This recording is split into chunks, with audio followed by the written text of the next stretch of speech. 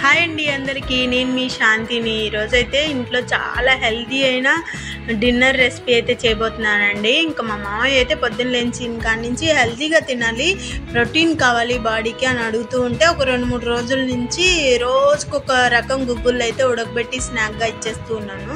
ఇంక ఈరోజు అయితే డిన్నర్గానే ప్రోటీన్గా ఇచ్చేద్దాం అనేసి ఈ పెసలను అయితే ఒక గ్లాస్ తీసుకొని బాగా ఒక 2-3 సార్లు కడిగి ఒక 5-6 గంటల సేపు నానబెట్టుకున్నాను. నానబెట్టుకున్న తర్వాత అవి డబుల్ అవుతాయి కదా, ఇంకా ఆ పెసరపప్పు అంతా ఒక మిక్సీ జార్లోకి తీసేసుకొని దానిలోకి అయితే కొత్తిమీర కాడలు, అలాగే ఒక 4-5 తెల్లగడ్డలు అంటామండి, ఆ తెల్లగడ్డల్ని చిన్న చిన్న అల్లం ముక్కలు కొంచెము, ఒక 5-6 పచ్చిమిరపకాయలు, 1.5 ఎర్రగడ్డ అయితే వేసుకున్నాను. ఎర్రగడ్డ వేసుకొని మెత్తగా పేస్ట్ చేసేసుకోండి. ఇలా పేస్ట్ చేసుకున్న ఈ పెసల్ని మొత్తం ఇలా మెత్తగా చేసుకున్న తర్వాత ఒక గిన్నెలోకి అయితే తీసేసుకోండి. ఒక పెద్ద గిన్నెలోకి అయితే ఇలా పిండినంతా గట్టిగా ఆడించుకోవాలండి, వాటర్ ఏం వేసుకోకుండా. ఇలా ఆడించుకున్న పిండిని ఒక గిన్నెలోకి తీసుకొని సన్నగా కట్ చేసుకున్న ఎర్రగడ్డలను ఒక కప్పు నిండా, అలాగే సన్నగా కట్ చేసుకున్న కొత్తిమీర, కొంచెం పసుపు, 1 స్పూన్ దాకా జీలకర్ర, టేస్ట్కి తగినంత సాల్ట్ వేసుకున్నాను. జీలకర్ర ప్లేస్లో వాము వేసుకున్నా కూడా సూపర్ టేస్టీగా ఉంటుందండి.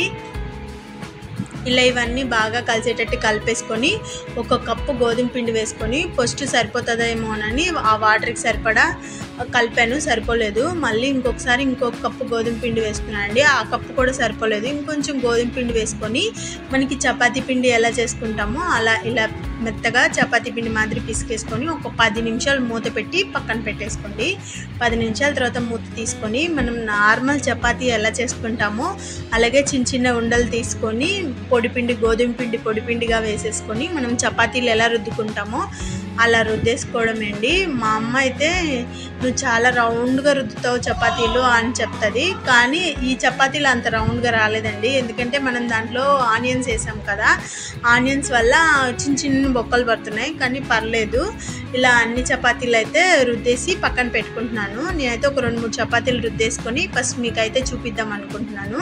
ఇలా 2 రుద్దేసుకొని స్టవ్ పైన ఒక పెనం పెట్టుకొని పెనం బాగా కాలిన తర్వాత మనం రుద్దుకున్న ఒక చపాతీ వేసేసి పైన ఆయిల్ కానీ నెయ్యి కానీ బటర్ కానీ ఏది వేసుకున్నా కూడా బాగుంటుందండి.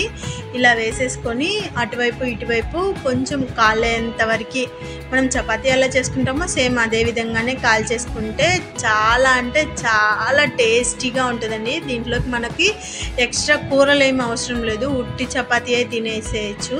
కావాలంటే రైతా కానీ కుర్మా కానీ ఇలా ఏది వేసుకున్నా కూడా చాలా బాగుంటుంది. చాలా హెల్దీ అండి. ప్రోటీన్ కావాలనుకునే వాళ్ళందరికీ ఈ చపాతీ చాలా హెల్ప్ఫుల్ అవుతుంది, చాలా టేస్టీగా కూడా ఉంది. ఇంకా మా ఇంట్లో వాళ్ళందరూ అయితే ఇలా కూడా చేయొచ్చా ఈ పెసర్లతోటి, సూపర్ టేస్టీగా ఉండింది. నార్మల్ చపాతీ కన్నా ఈ చపాతీలు చాలా బాగున్నాయని చెప్పారు. వీడియో నచ్చితే లైక్ చేయండి, సబ్స్క్రైబ్ చేసుకోండి. బాయ్.